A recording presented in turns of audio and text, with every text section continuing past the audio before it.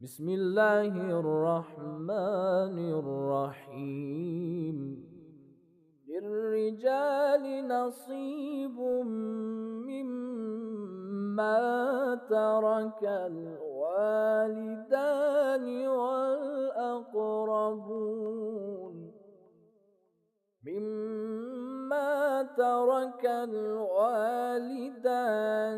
والأقربون وللنساء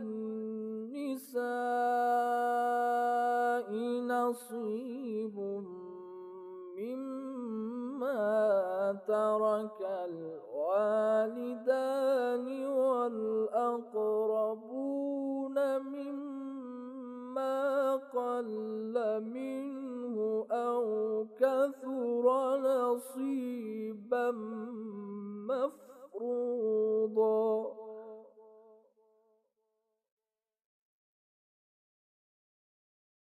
اعوذ باللہ من الشیطان الرجیم بسم اللہ الرحمن الرحیم وبہ نستعین وهو خیر ناصر ومعین والحمد للہ رب العالمین والصلاة والسلام علی محمد وآلہ الطاہرین اللہم صل علی محمد وآل محمد وعجل فرجہم اما بعد۔ السلام علیکم دوستوں، ایک بار پھر ہم آپ کی خدمت میں حاضر ہوئے ہیں اپنے پروگرام کو لے کر۔ پروگرام میں آپ کا سواگت ہے۔ پچھلے پروگرام میں ہم نے آپ کے سامنے چند چیزوں کے شرائط بیان کیے تھے۔ گواہی کی کیا شرائط ہیں، گواہی دینے والوں کے کیا شرائط ہیں، اقرار کے کیا شرائط ہیں، یہ ہم نے آپ کے سامنے بیان کیا تھا۔ اب ہم آپ کے سامنے بیان کریں گے کہ اقرار کرنے والے کی کیا شرائط ہیں۔ اگر کوئی انسان اپنے گناہ کا اقرار کر رہا ہے تو اس کے کیا شرائط ہیں، کیسا ہونا چاہیے اس کو۔ سب سے پہلی شرط یہ ہے کہ اس کو بالغ ہونا چاہیے، اور دوسری شرط یہ ہے کہ عاقل ہونا چاہیے۔ لہذا اگر کوئی بچہ، نابالغ بچہ اپنے گناہ کا اقرار کرتا ہے تو اس کا جرم ثابت نہیں ہوگا۔ اسی طریقے سے اگر کوئی دیوانہ یا پاگل کسی جرم کا اقرار کرتا ہے کہ میں نے یہ جرم انجام دیا ہے، تب بھی جرم ثابت نہیں ہوگا۔ تیسری شرط یہ ہے کہ آزاد ہونا چاہیے، یعنی اگر غلام اقرار کرتا ہے تو جرم ثابت نہیں ہوگا، بلکہ اس کو دوسرے طریقے سے ثابت کرنا پڑے گا۔ چوتھی شرط یہ ہے کہ اختیار ہونا چاہیے اقرار کرنے والے کو، یعنی اقرار کرنے والے پر زور نہ دیا گیا ہو کہ تم اس جرم کو قبول کر لو، نہیں، وہ اپنی مرضی سے اقرار کرے۔ یہ نہیں کہ اس کے گھر والوں کو پیسے دے کر، اس کو پیسے دے کر یا ڈرا دھمکا کر جو ہے وہ زبردستی کسی گناہ کا اقرار کرنے کے لیے کہہ دیا ہو۔ اگر وہ ایسے اقرار کر لیتا ہے تو اس کا اقرار جو ہے وہ صحیح نہیں ہے اور جرم بھی ثابت نہیں ہوگا۔ اسی طریقے سے جو ہے جو انسان اقرار کر رہا ہے اس کے لیے ایک شرط یہ ہے کہ وہ اپنے ارادے سے اقرار کرے، یعنی بے ارادہ اس کی زبان پر الفاظ نکل آئیں یا کہنا کچھ اور چاہ رہا ہے اور کہہ دے کچھ اور، یہ نہیں ہونا چاہیے۔ مثال کے طور پر ایک انسان یہ کہنا چاہ رہا ہے کہ میں نے یہ گناہ انجام نہیں دیا، اور اچانک جو ہے وہ کہتے کہتے اس کی زبان سے وہ نہیں جو ہے وہ چھوٹ جاتا ہے، نہیں کہتا ہے کہ میں نے یہ گناہ انجام دیا۔ کہنا تھا کہ نہیں دیا اور کہہ دیا اس نے، تو اس نے ارادے سے یہ جملہ نہیں کہا ہے، ارادے سے یہ الفاظ ادا نہیں کیے ہیں، لہذا اس کا جرم جو ہے وہ ثابت نہیں ہوگا۔ ارادہ اور اختیار کے ساتھ آزاد ہونا چاہیے، عاقل اور بالغ ہونا چاہیے، یہ شرائط ہیں اقرار کرنے والے کے۔ اب قسم کی کیا شرائط ہیں؟ قسم ایک راستہ ہے جس کے ذریعے سے جرم ثابت ہوتا ہے، اس کے کیا شرائط ہیں؟ سب سے پہلے شرط تو یہ ہے کہ یا تو اللہ کے نام کی قسم ہونی چاہیے یا اللہ کے صفات کی، جیسے رحمان اور خالق۔ دوسری شرط یہ ہے کہ قسم جو ہے خود انسان کھائے، یعنی جس نے کیس کیا ہے وہ قسم کھائے۔ یہ نہیں کہ وہ کسی کو جو ہے اپنا وکیل بنا دے کہ میں آپ کو وکیل بنا رہا ہوں، آپ میری طرف سے قسم کھائیے، نہیں، وکیل کیس لڑ سکتا ہے لیکن قسم نہیں کھائے گا اس کی طرف سے، یہ قسم خود کھائے۔ دوسرے یہ کہ کسی کو نائب بھی نہیں بنا سکتا ہے۔ مثال کے طور پر اگر کوئی انسان حج نہیں کر سکتا ہے، محتاج ہے، بیمار ہے، پریشان ہے، یعنی پیسے کے اعتبار سے استطاعت ہے اس کے پاس لیکن جو ہے وہ جسمانی حیثیت نہیں ہے، تو وہ نائب بنا کر کسی کو حج کے لیے بھیج دیتا ہے، یہ ایک مسئلہ الگ ہے، یہاں پر نیابت صحیح ہے۔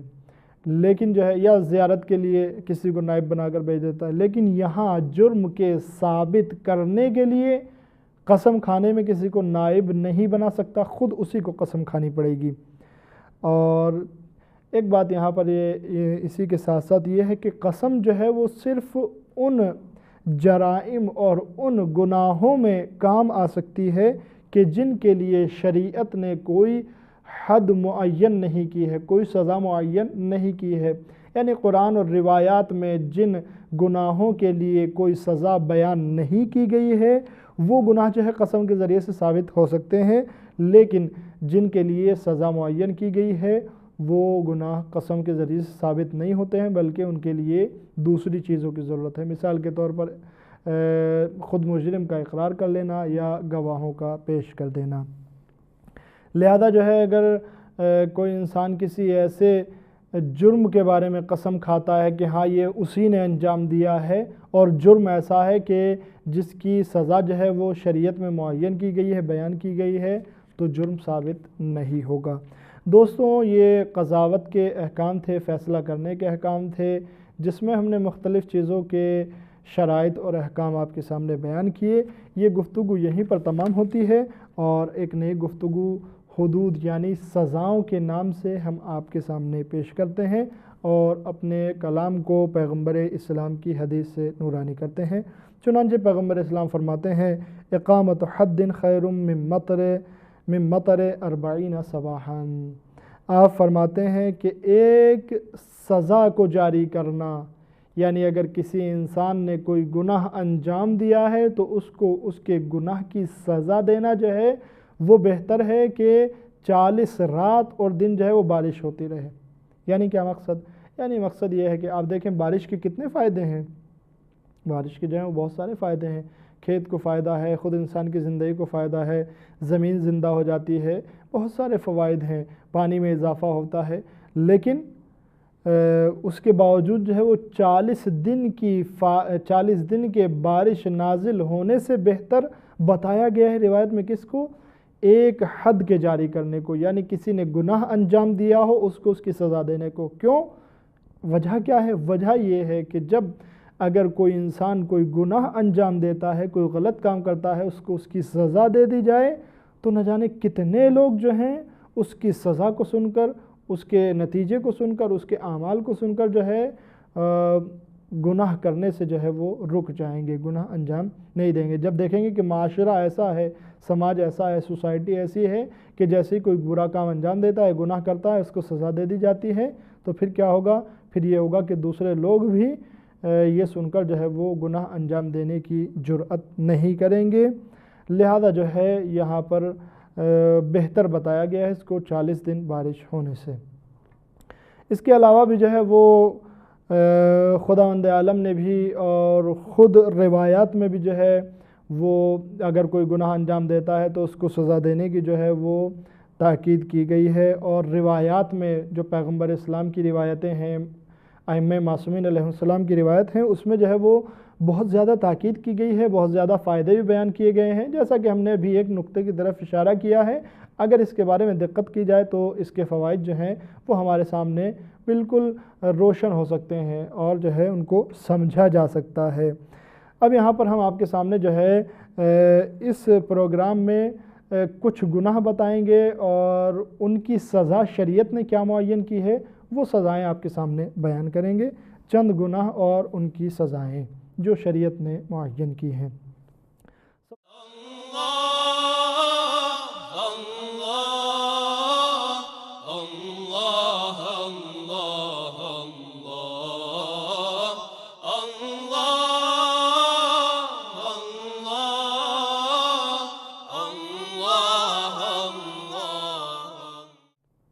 سب سے پہلے تو چوری ہے۔ اگر کوئی انسان چوری کرتا ہے تو اس کی کیا سزا ہے، اس کے بارے میں ہم آپ کے سامنے بتائیں گے۔ یہاں پر جو ہے وہ 4 مرحلے ہیں۔ اگر انسان پہلی مرتبہ چوری کرتا ہے، کسی نے پہلی مرتبہ چوری کی ہے، تو اس کی سیدھے ہاتھ کی 4 انگلیوں کو کاٹ دیا جائے گا، مکمل 4 انگلیوں کو سیدھے ہاتھ کی کاٹ دیا جائے گا۔ اگر یہ انسان جو ہے پھر دوبارہ چوری کر لیتا ہے، یعنی ایک بار جو ہے اس نے چوری کی، سزا مل گئی، پھر دوبارہ چوری کرتا ہے، تو پھر اس کے پیر کو جو ہے وہ جو اٹھان پایا جاتا ہے اس تک جو ہے اس کے پیر کو کاٹ دیا جائے گا، پیر کے پنجے کو۔ اور اگر پھر یہ تیسری مرتبہ پھر سے چوری کرتا ہے تو پھر جو ہے اس انسان کو عمر قید کی سزا دی جائے گی، اور اگر پھر بھی انسان جو ہے وہ کسی طریقے سے بچ نکلتا ہے یا چوری کر لیتا ہے تب جو ہے وہ اس کو قتل کر دیا جائے گا۔ یعنی آپ اگر غور فرمائیں اور انسان جو ہے وہ توجہ کرے اور دیکھے کہ شریعت نے جو ہے وہ کس طریقے سے سزائیں معین کی ہیں، یعنی اس طریقے سے سزائیں معین کی ہیں کہ اگر شریعت نے جو سزائیں معین کی ہیں ان کو اجرا کیا جائے، ان کو جاری کر دیا جائے سوسائٹی میں، ان پر عمل کیا جائے تو پھر لوگ جو ہے وہ جرأت نہیں کریں گے، ہمت نہیں کریں گے کہ گناہ انجام دیں۔ اگر یہ کسی کے سلسلے میں جاری ہو جائیں یہ سزائیں تو دوسرے بہت سارے افراد جو ہے وہ ہمت نہیں کر سکتے ہیں چوری کرنے کی، اس ڈر سے کہ اگر پکڑے گئے تو ان کے ساتھ بھی یہی ہوگا جو کسی کے ساتھ ہو چکا ہے۔ اس کے بعد جو ہے وہ دوسرا گناہ جو ہم کو آپ کے سامنے بیان کرنا ہے وہ ہے نشے والی چیزیں پینا، مثال کے طور پر شراب پینا یا اور دوسری جو نشے کی چیزیں ہیں ان کو پینا۔ یہ شریعت کی نگاہ میں ایک گناہ کا کام ہے، اور اس کے لیے سزا جو معین کی گئی ہے وہ 80 کوڑے ہیں، یعنی 80 کوڑے لگائے جائیں۔ واقعاً کوڑا جو ہے نہیں معلوم اس زمانے میں کیسا رہتا ہوگا، لیکن تصور ہی اس کا ایسا ہوتا ہے لفظ کو سن کر، اور تاریخ وغیرہ کا جب مطالعہ کیا جاتا ہے تو اس کا تصور ایسا بنتا ہے کہ ایک کوڑا لگتے ہی جو ہے انسان پکار اٹھے، اور اگر کسی کو جو ہے وہ 80 کوڑے کی سزا دی جائے تب انسان تصور کرے کہ اس کا کیا حال ہوگا۔ یہ شریعت نے سزا معین کی ہے تاکہ جو ہے وہ تو دور کی بات ہے، اس کے اطراف والے، اس کے جاننے والے، اس کے دوست، جہاں جہاں تک یہ خبر پہنچے وہ لوگ بھی جو ہیں وہ کوئی نشے کی چیز استعمال کرنے کی کوشش نہ کر سکیں۔ اور یقین جانیے یہ صرف اسلام کے احکام کو جاری نہ کرنے کی وجہ ہے، اسلام کے احکام پر عمل نہ کرنے کی وجہ ہے کہ آج جو ہے وہ دنیا میں، معاشرے میں، سوسائٹی میں اتنے زیادہ نشے کے لوگ عادی ہو گئے ہیں، ورنہ اگر اسلام کے احکام کو جاری کیا جائے تو لوگ ڈر جائیں، کوئی استعمال نہ کرے اصلاً، لیکن یہ اسلام کے احکام کو جاری نہ کرنے کا نتیجہ ہے کہ آج جو ہے لوگ شرابوں میں مست ہیں، بیئر میں مست ہیں، نہ جانے کتنی طرح کی جو ہے وہ نشے کی چیزیں پائی جاتی ہیں، اس کے ذریعے سے لوگ اپنی زندگیوں کو برباد کر رہے ہیں۔ واقعاً یہ جو ہے انسان کی زندگی کو برباد کر دیتی ہے نشے کی چیزیں، چاہے وہ پینے والی چیزیں ہوں یا کھانے والی چیزیں ہوں۔ اور افسوس کی بات یہ ہے کہ آج جو ہے خود جو لوگ نشے کی چیزیں بیچتے ہیں، مثال کے طور پر دل باغ، راج دربار، گٹکے کی جتنی بھی قسمیں ہوتی ہیں، خود ان پہ جو ہے وہ لگا ہوا ہوتا ہے کہ یہ جو خطرناک ہے، اس سے کینسر ہوتا ہے، اور اس پر جو ہے 2 گردے بنے ہوئے ہوتے ہیں، ایک کھانے سے پہلے کا ہوتا ہے، ایک کھانے کے بعد کا ہوتا ہے۔ کھانے سے پہلے جو ہے وہ بالکل اس کا رنگ خون کی طرح ہوتا ہے، انسان کے بدن کی طرح، گوشت کی طرح، اور دوسرا جو ہے وہ بالکل کالا پڑ چکا ہوتا ہے، لیکن اس کے باوجود بھی جو ہے وہ انسان نہ جانے کیا ہو گیا ہے انسان کو، انسان جو ہے وہ کھاتا چلا جاتا ہے۔ لیکن اگر اسلامی قوانین پر عمل کیا جائے اور اس کی حد جاری ہو جائے تو لوگ جو ہے وہ اس کام سے رک سکتے ہیں۔ اس کے بعد جو ہے وہ تیسرا گناہ جو ہے وہ بدفعلی، معاذ اللہ، اگر کوئی انسان اپنے محرم، اور وہ بھی محرم نسبی محرم، یعنی جو خاندان کی طرف سے جو رشتہ دار ہوتے ہیں اور محرم ہوتے ہیں، خدا نہ خواستہ اگر کوئی ان کے ساتھ جو ہے وہ بدفعلی کرتا ہے کوئی انسان،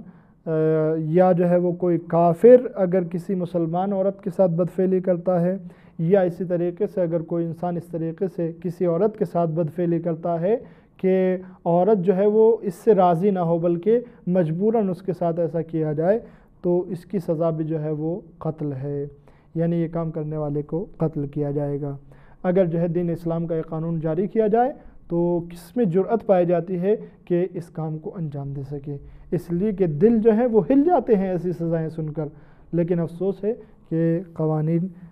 جاری کرنے کا موقع اور فرصت نہیں ہے۔ اسی طریقے سے جو ہے اگر کوئی انسان کہ جس کی شادی ہو چکی ہے وہ اگر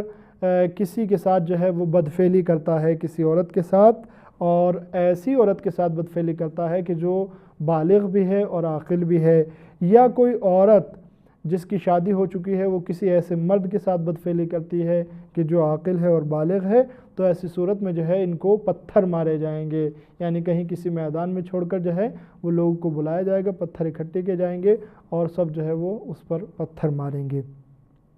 اسی طریقے سے جو ہے وہ ایک گناہ یہ ہے کہ غیر محرم کے ساتھ، پہلے ہم نے بتایا تھا کہ محرم کے ساتھ معاذ اللہ استغفر اللہ بدفعلی کرنا، اس کے بعد جو ہے وہ یہاں پر نہیں، محرم نہیں ہے، غیر محرم ہے، اس کے ساتھ بدفعلی کرنا، یا جو ہے وہ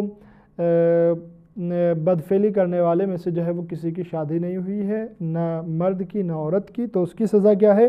اس کی سزا ہے 100 کوڑے، یعنی یہ کام کرنے والوں کو جو ہے وہ 100 کوڑے مارے جائیں گے۔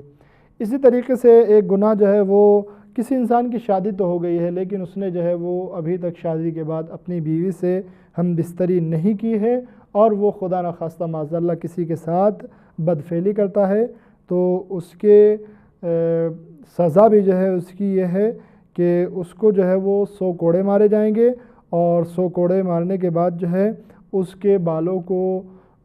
مڈایا جائے گا، یعنی اس کو گنجا کر دیا جائے گا اور اس کو شہر بدر کر دیا جائے گا۔ یہ جو ہے وہ زنا اور بدفعلی سے متعلق سزائیں تھیں۔ اسی طریقے سے اگر خدا نخواستہ معاذ اللہ کوئی لواط کا مرتکب ہو جاتا ہے تو اس کی سزا بھی جو ہے وہ قتل ہے۔ اور اسی طریقے سے اگر کوئی ایک اصطلاح ہے قذف جس کو شریعت میں کہا جاتا ہے، اگر کوئی انسان یہ کام انجام دیتا ہے، قذف کا مطلب یہ ہے کہ کسی کی طرف جو ہے وہ زنا یا لواط کی نسبت دینا، یعنی کسی پر الزام لگانا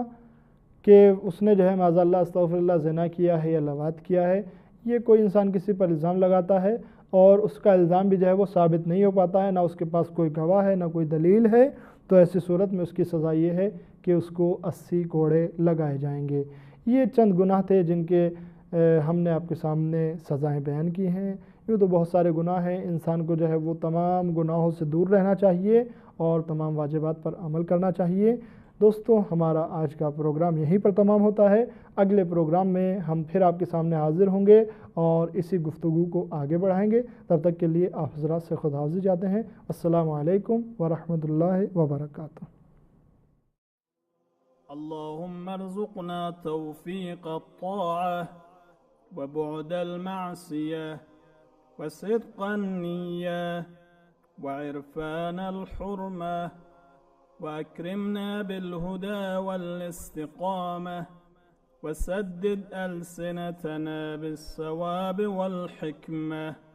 برحمتك يا أرحم الراحمين۔